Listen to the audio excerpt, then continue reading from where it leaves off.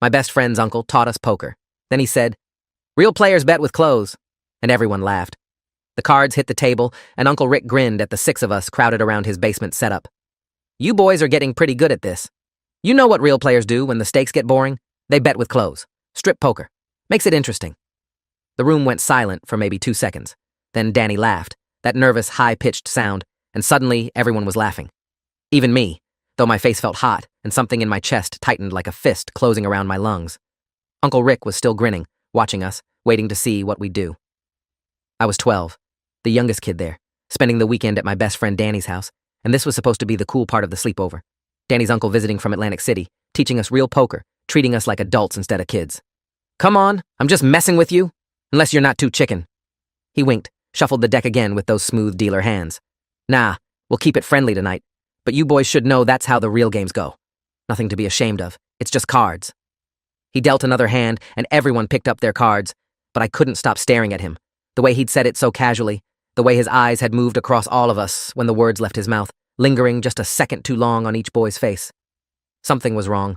I knew it in my bones, the same way you know not to touch a hot stove, but I didn't have words for it yet. Didn't know how to articulate why a joke about strip poker from a trusted adult made my stomach turn over. We played for another hour, just regular poker with plastic chips, and Uncle Rick told stories about casino dealers and high rollers in Atlantic City like he was letting us in on secret adult knowledge. By the time we went upstairs to sleep in Danny's room, everyone else seemed fine, already laughing about other stuff, but I lay awake in my sleeping bag on the floor staring at the ceiling. I kept hearing that comment on loop in my head. Real players bet with clothes. And everyone laughed. We'd all laughed because we didn't know what else to do when an adult said something that made us uncomfortable but framed it as a joke. The laughter had given him permission, told him we were the kind of kids who wouldn't report things, who'd stay quiet to seem cool. I didn't tell my parents when they picked me up Sunday afternoon. What would I even say? Danny's uncle made a joke about strip poker? They'd probably laugh too, tell me boys joke around, that I was being too sensitive. My dad made crude jokes all the time. This was probably just another one of those things adults did that made kids uncomfortable but wasn't actually wrong, except it felt wrong. It felt like a test, like Uncle Rick had been checking to see which boys would laugh and which would object, measuring us for something.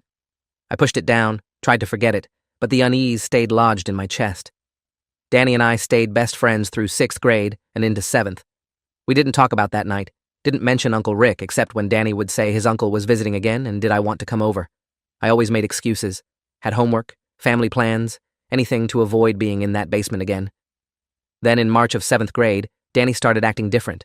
He got quiet in class, stopped raising his hand, stopped cracking jokes during lunch. His grades dropped from A's to C's, seemingly overnight. Teachers noticed but chalked it up to normal teenage stuff, maybe girl problems or friend drama. I asked him a few times if he was okay, and he always said fine, then changed the subject fast, like I'd touched a bruise. One Friday night, his mom called my mom and asked if I could sleep over, said Danny had been asking for me specifically and seemed down lately, thought having his best friend around might cheer him up. My mom said yes before I could object. I showed up at Danny's house that evening with my overnight bag, feeling uneasy, but not sure why. Danny seemed almost normal at first, playing video games, talking about the basketball game at school, but there was something brittle about it, something forced. Then around 9 o'clock, he got a text, and his whole body went rigid. The controller fell from his hands.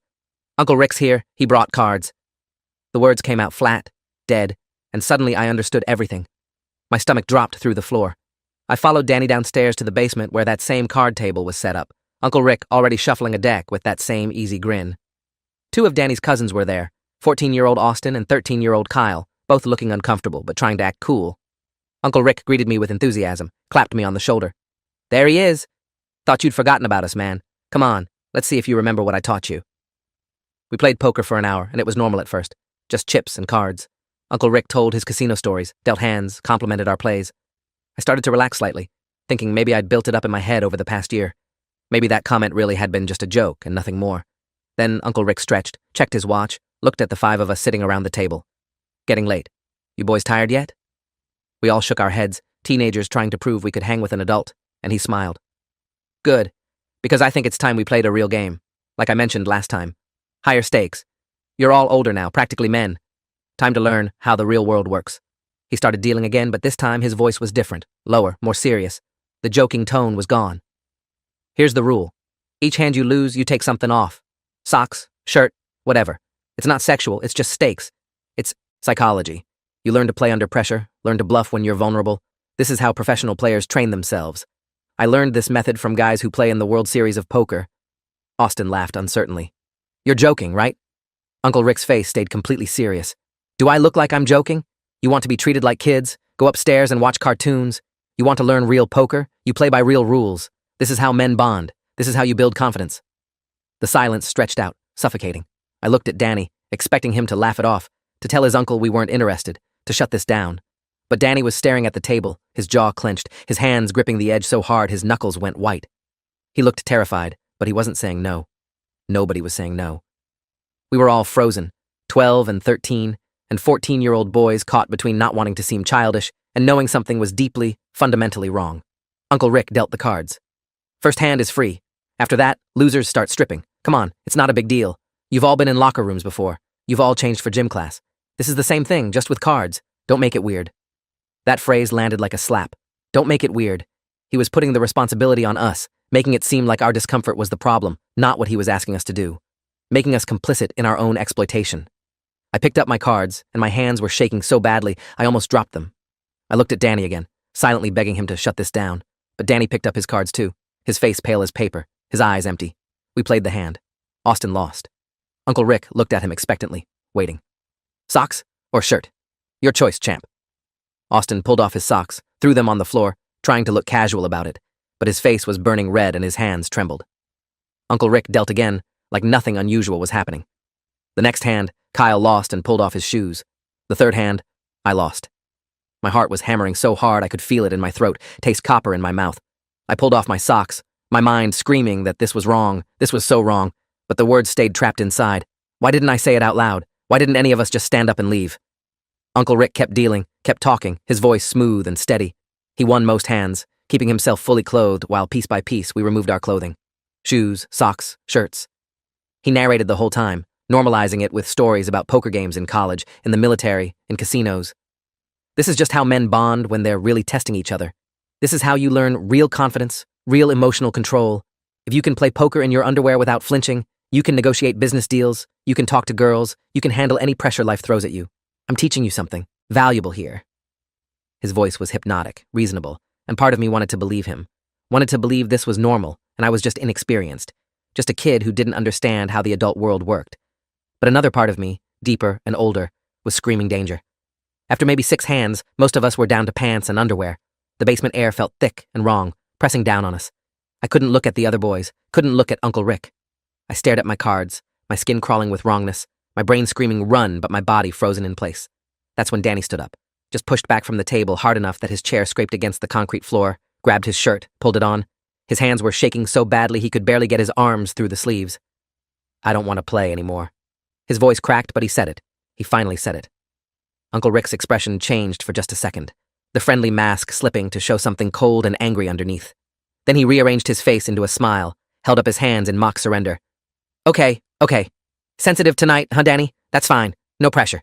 Game's over, boys. You all did good, though. Got further than most adults would, honestly. You should be proud.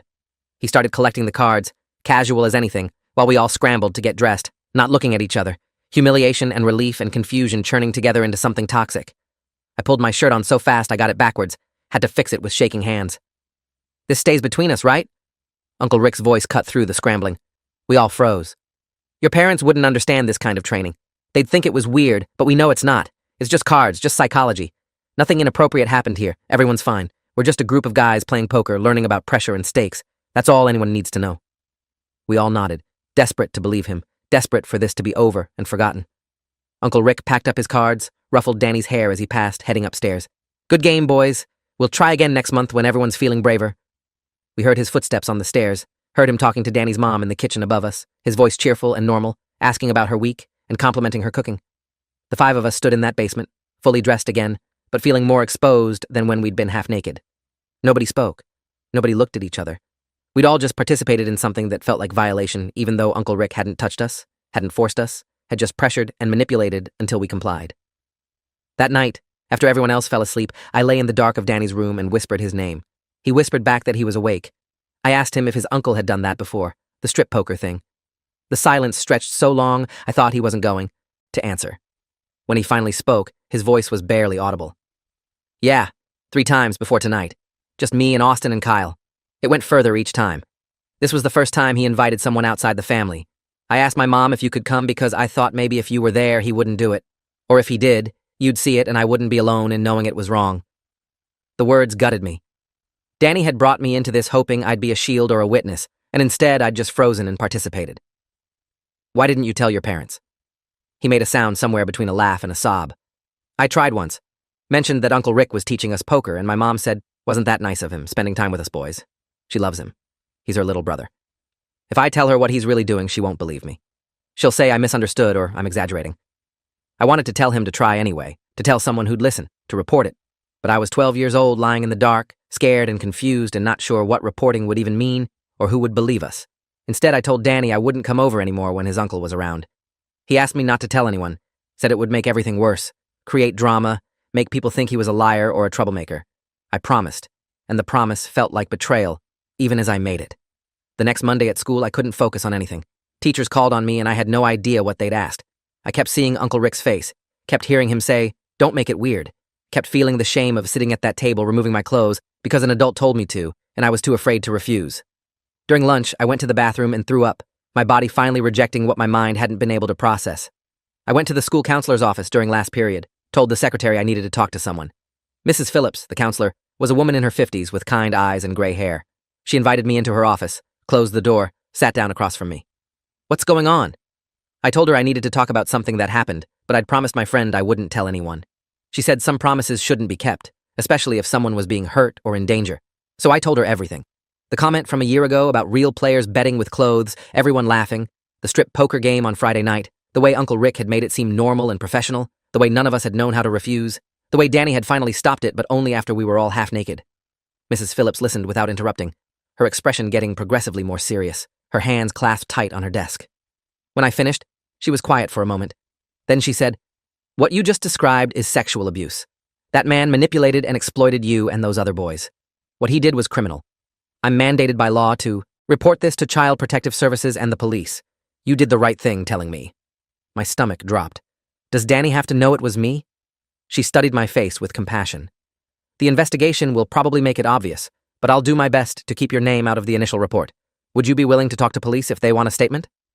I nodded, even though my hands started shaking again. 2 days later, a detective came to school, pulled me out of math class, sat with me and Mrs. Phillips in a conference room, and took my statement. Detective Simmons was a woman in her 40s with sharp eyes that got progressively angrier as I talked, though her voice stayed gentle. She asked specific questions. Had Uncle Rick touched me inappropriately? No. Had he taken photographs during the game? Not that I saw. Had he exposed himself? No.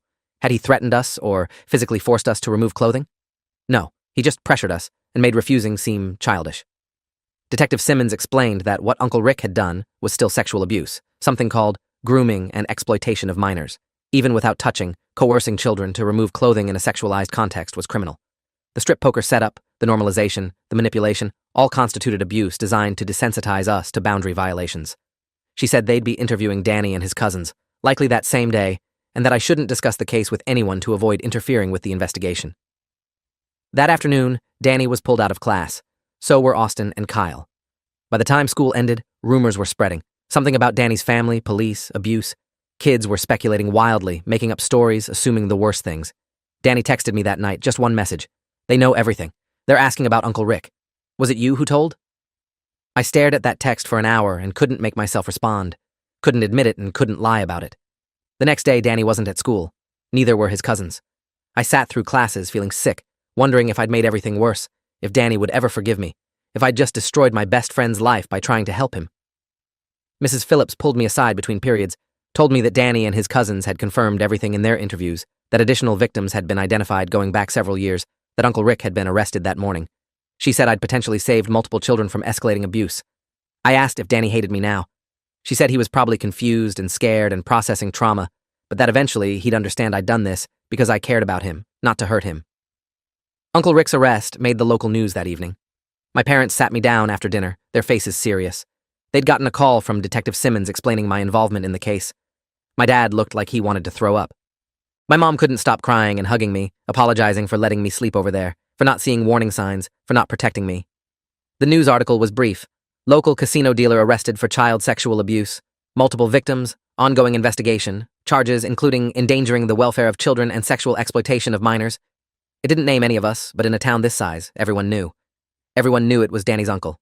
Everyone could guess who the victims were. At school the next week, the whispers followed me everywhere. Kids asked if it was true, what had happened exactly, how far it had gone.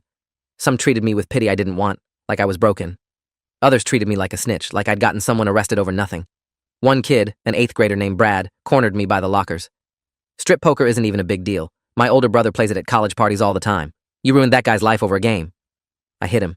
Didn't think about it, just swung, connected with his jaw. We both got dragged to the principal's office. I got suspended for 3 days. Brad got suspended for 1 day for harassment. My dad picked me up from school, and instead of being angry about the suspension, he took me for ice cream. That kid deserved it. I'm proud of you for standing up. But next time, use your words first.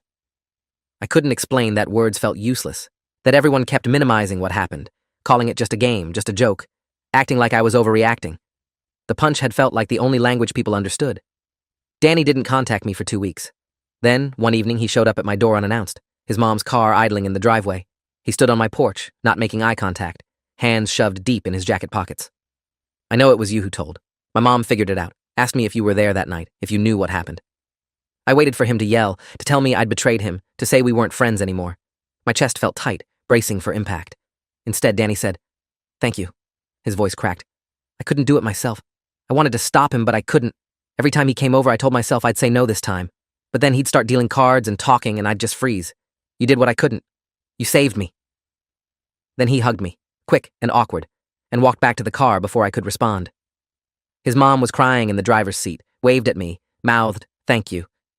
They drove away, and I stood on the porch in the cold, feeling something loosen in my chest for the first time in weeks. The investigation expanded rapidly.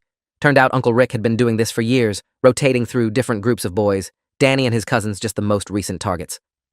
Detectives found online chat logs where Uncle Rick discussed grooming techniques with other predators, shared advice on how to normalize sexual situations with children, how to make them feel complicit so they wouldn't report. Phrases like "start with jokes to test boundaries and make them laugh so they associate it with fun" appeared repeatedly. They found hundreds of photographs on his computer, not of the poker games, but of boys at the beach, at pools, in locker rooms, candid shots taken without consent over several years. Some of the boys were identifiable. Their parents were contacted. The case exploded.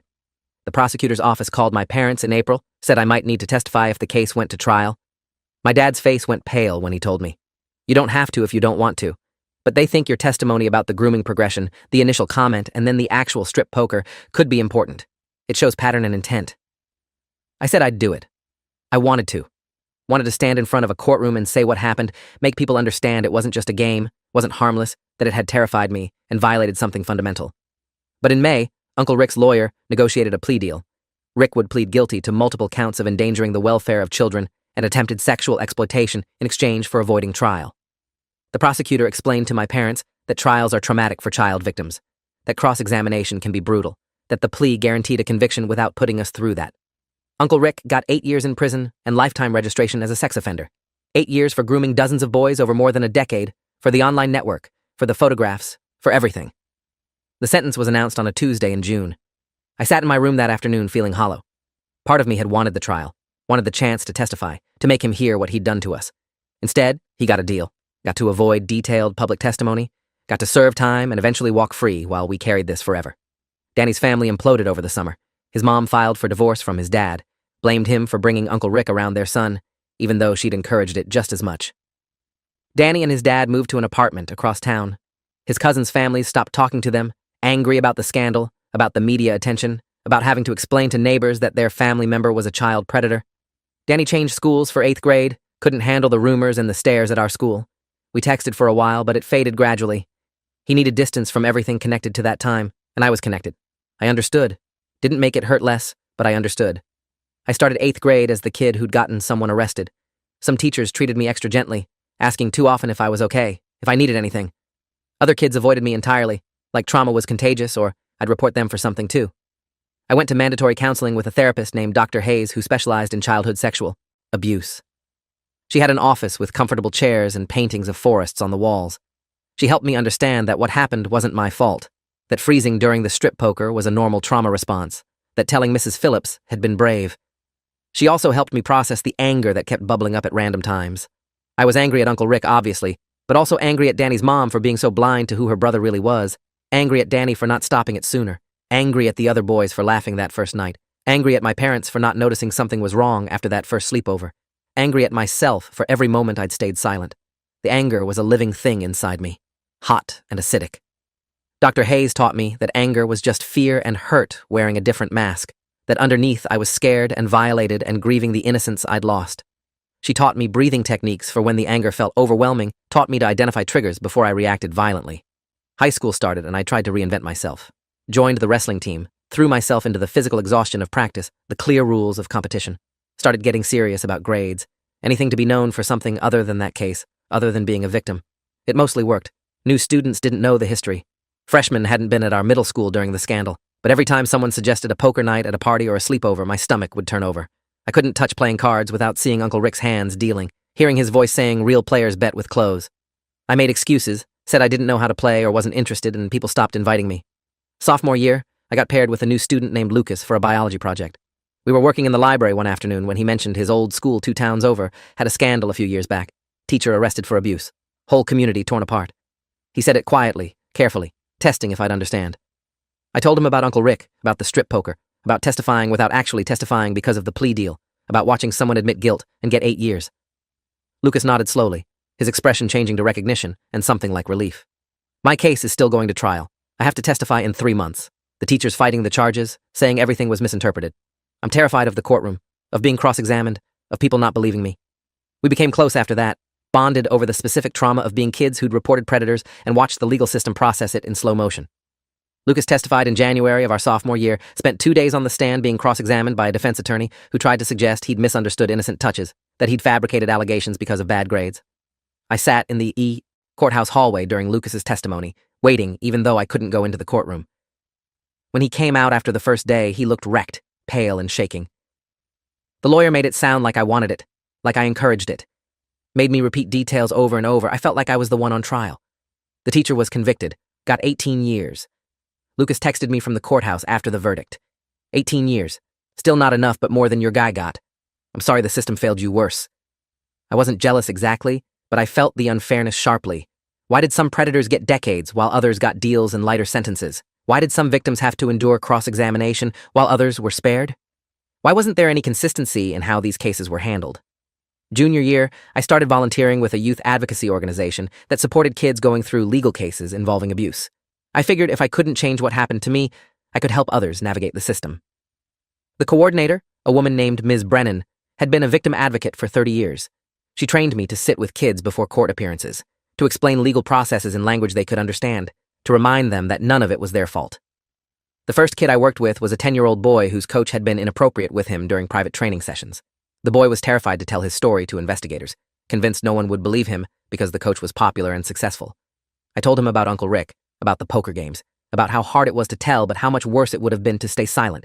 He testified. The coach was arrested, and 3 other families came forward after seeing the news coverage, saying their sons had mentioned uncomfortable situations, but they'd dismissed it as misunderstanding. The coach pleaded guilty to avoid trial, got 12 years. The boy's mother called me afterward crying, thanking me for helping her son find his voice. That phone call did something for me, shifted something that had been stuck. Maybe I couldn't get justice exactly the way I wanted it, but I could help create it for others. Senior year, Danny reached out via Facebook message. He was at a different high school, doing okay, seeing a therapist regularly.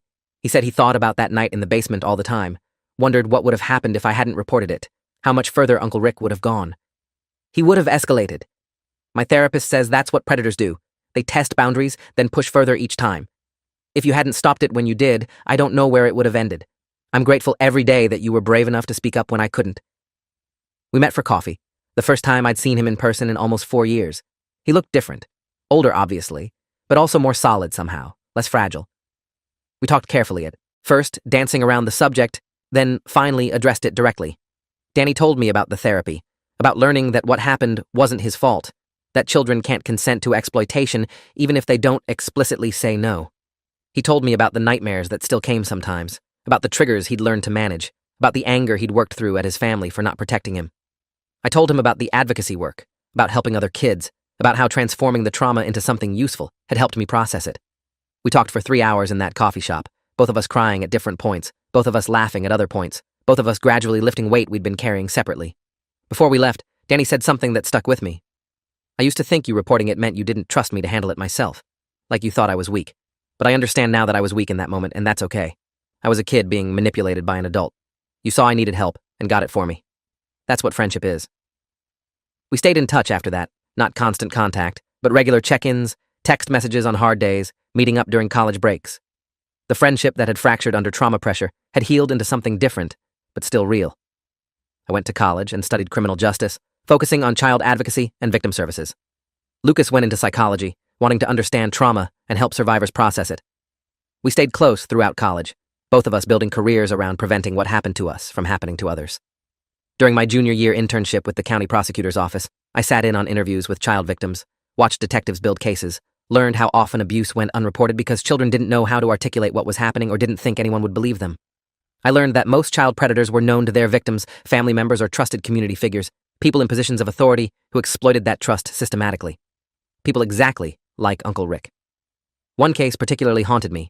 An 11-year-old girl had tried to tell her mother that her stepfather was touching her inappropriately during bath time, even though she was old enough to bathe herself. The mother accused the girl of lying, of trying to break up the marriage, of being jealous of the new family dynamic.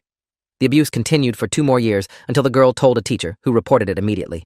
By then, the stepfather had also started abusing the girl's younger sister. 1 report dismissed, 2 children suffering years of abuse as a result. The prosecutor on that case, a stern woman named Catherine Mills, took me aside after a particularly difficult hearing. This work will destroy you if you let it. You'll see the worst of humanity repeatedly. You'll wonder how people can hurt children they're supposed to protect. But you'll also see incredible resilience. You'll see kids who survive and rebuild and refuse to let abuse define them. You'll help put predators in prison where they can't hurt anyone else. That's worth the heartbreak. I thought about Uncle Rick in prison, about Danny in therapy rebuilding his life, about all the boys Uncle Rick had groomed who were now adults processing their trauma. Catherine was right. After graduation, I was hired by the same prosecutor's office as a victim advocate. My job was supporting child victims through the legal process, explaining courtroom procedures in language they understood, sitting with them during testimony, connecting them with resources. It was devastating work and meaningful work in equal measure. Every case brought me back to that basement, to that moment when Uncle Rick revealed his intentions and we all felt powerless. Now I had power. Now I could use my knowledge and experience to protect kids who were where I'd been. One case during my first year nearly broke me. A 12-year-old boy whose soccer coach had been grooming him with special attention, extra practice time, gifts, gradually escalating to inappropriate touching. The boy was terrified to testify, convinced no one would believe him because the coach was beloved in the community, had won championships, had coached kids who went on to play college soccer. I sat with him in a conference room before his testimony, told him about Uncle Rick, about the poker games, about how monsters wear masks of respectability, told him his testimony mattered, that speaking truth to power was the bravest thing anyone could do. He testified. His voice shook, but he told his story clearly, detailed every boundary violation, every inappropriate touch, every time the coach had said, "This is our secret or you're special," not like the other boys. The defense attorney tried to discredit him, suggested he'd misinterpreted friendly coaching, that he was seeking attention, but the boy held firm. The coach was convicted on multiple counts, got 22 years. After the verdict, 4 other families came forward saying their sons had mentioned uncomfortable situations with the coach, but they'd dismissed it as normal sports culture, roughhousing in locker rooms, typical male bonding. The boy's testimony had given them permission to believe their children. 1 report, 1 brave kid, multiple other victims validated, and a predator stopped. During my second year as an advocate, Danny finished his psychology doctorate and opened a private practice specializing in trauma, particularly childhood sexual abuse. He called me when he hung his shingle, his voice filled with exhausted pride. I'm doing it. Taking the worst thing that ever happened to me and using it to help people. Uncle Rick tried to destroy me, but I'm still here, still fighting, and now I'm the one with power. We met for dinner to celebrate. First time we'd seen each other in over a year. Danny looked good, healthy, settled in a way he hadn't been in high school. We talked about our work, about the clients and cases that kept us awake at night, about the small victories that made the heartbreak worthwhile. Then, Danny said something that shifted everything. I used to be angry at you for reporting Uncle Rick. Not rationally, but emotionally. Part of me blamed you for the divorce, for changing schools, for all the chaos that followed. But I've worked through that in therapy. The chaos wasn't your fault. It was his fault for abusing us, and my parents' fault for not protecting me. You were just a kid trying to help another kid. You saved me and probably dozens of others he would have targeted. I need you to know I'm grateful. Something loosened in my chest that I hadn't realized was still tight. I'd been carrying guilt about the aftermath for years, wondering if reporting had caused more harm than good, if staying silent would have spared Danny the trauma of investigation and family implosion. His words released me from that. We stayed at that restaurant for 4 hours, processing years of trauma and guilt and anger together, both of us crying at points, but cathartic crying, the kind that releases poison. Danny told me Uncle Rick had tried to contact him from prison multiple times, writing letters claiming he loved him and missed him, trying to manipulate even from behind bars. Danny had returned every letter unopened. He doesn't get my forgiveness or my energy. He doesn't get closure. He can sit in that cell knowing his nephew wants nothing to do with him, that his whole family disowned him, that his name is synonymous with predator. That's his consequence. I asked if he'd ever want to confront Uncle Rick face to face, tell him directly what he'd done. Danny shook his head firmly. He's not worth my time. I spent years in therapy unpacking what he did to me. I don't need his acknowledgement or apology to heal. My healing isn't dependent on him at all. I'm moving forward without giving him any more of my life. That conversation fundamentally changed how I approached my advocacy work. I stopped seeing victims as broken people who needed fixing and started seeing them as survivors who were already strong, who just needed support and resources to access that strength. Danny and I started collaborating, me referring clients to him for therapy, him referring families to me for legal advocacy. We developed a program pairing child victims going through legal cases with adult survivors who could mentor them, show them that healing was possible, that life continued after trauma. Danny was one of the first volunteer mentors, watching him sit with terrified 12 and 13-year-olds and tell them, "I survived this, and you will too. You're stronger than you know," was powerful beyond measure. The program expanded rapidly. We trained 50 mentors in the first year, all adult survivors of childhood sexual abuse who'd done their own therapeutic work and wanted to give back. We supported over 200 child victims through investigations and trials in our county alone. The conviction rate for child abuse cases went up 19% because victims felt supported enough to testify, confident enough to withstand cross-examination. The program won a state award for innovation in victim services. We were interviewed by national media, asked to present at conferences, invited to help other counties develop similar programs. But the best part wasn't the recognition. It was the letters we received from survivors years later, thanking us for helping them when they felt most alone, telling us they'd gone to college, started careers, built healthy relationships, that they'd transformed their trauma into purpose, just as we had. When I turned 28, I got a letter forwarded from the prison system. Uncle Rick had somehow obtained my current address through public records from his trial. The envelope made me nauseous, sitting on my kitchen counter for 3 days before I could open it. Inside was a handwritten note on prison stationery, his handwriting still neat and controlled. "I've been doing extensive thinking about my actions and the people I hurt. I want you to know I'm sorry for my behavior that night. I was going through personal difficulties and made poor decisions. I've completed therapy programs here and understand now that my actions were inappropriate. I hope you can forgive me and have moved forward with your life successfully." The casual tone, the minimization, made rage flood through me. My behavior instead of systematic grooming and abuse, poor decisions instead of calculated predation, made you uncomfortable instead of exploited and violated you. The letter was manipulation, an attempt to make me absolve him so he could feel better about himself, maybe help his parole case. I called Danny immediately. He laughed bitterly when I read it to him. He sent me basically the same letter 2 years ago, like saying sorry for poor choices erases trauma and destroys lives, like we're supposed to give him peace of mind. Narcissists never actually change, they just learn new manipulation tactics. We decided to respond together, one letter signed by both of us. We kept it brief and devastating. "We received your letters. We do not forgive you, and we never will. Your crimes weren't poor choices or mistakes.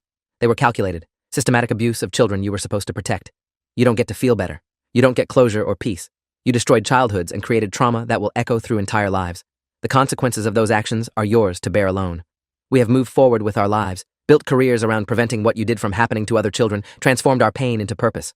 We healed despite you, not because of anything you've done. Do not contact either of us again." We sent copies to his prison counselor, and the warden requested that any future correspondence be blocked. We never heard from him again.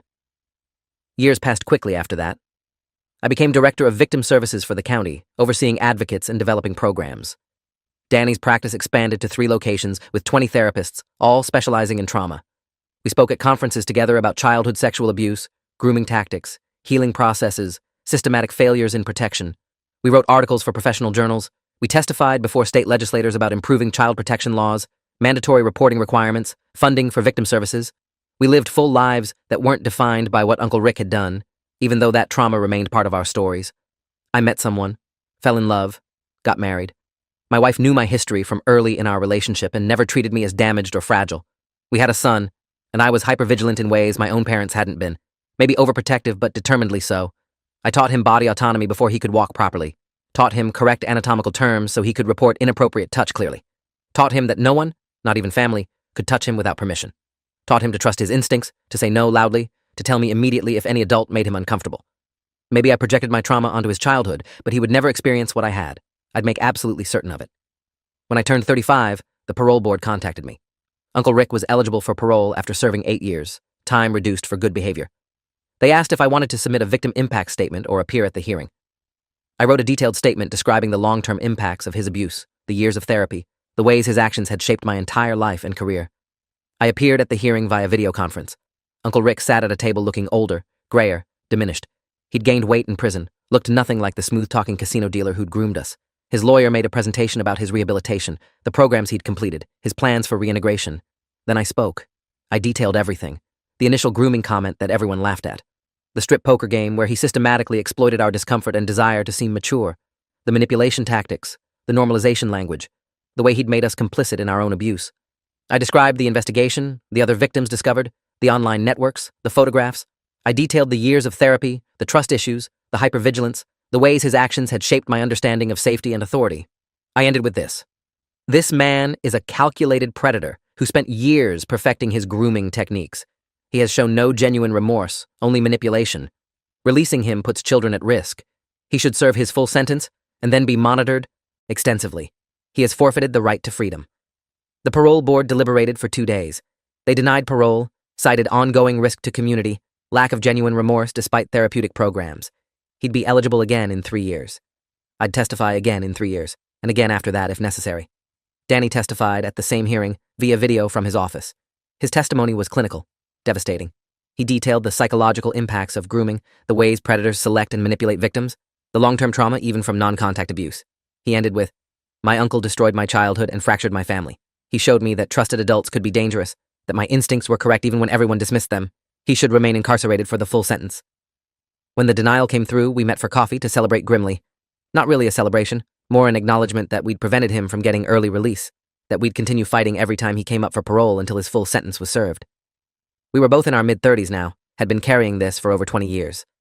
The grief and anger had transformed into something else over time, something more like determination and purpose. Uncle Rick would die in prison or spend his last years under intensive supervision. Either way, he'd lost. We'd won by surviving, by healing, by building lives and careers around protecting children. His legacy was shame and imprisonment. Our legacy was the hundreds of children we'd helped, the policies we'd influenced, the predators we'd helped convict, the survivors we'd supported through their darkest moments. On what would have been the 25th anniversary of that first poker game, Danny and I drove back to his old neighborhood. The house where it happened had been sold years ago, occupied now by a different family, with a swing set in the yard and bicycles on the porch. Normal family chaos, no hint of the abuse that had unfolded in that basement decades ago. We sat in the car across the street, both quiet. Finally, Danny said, "If you could go back to that night, knowing everything now, what would you do differently?" I thought about it carefully. I'd walk out immediately when he suggested strip poker.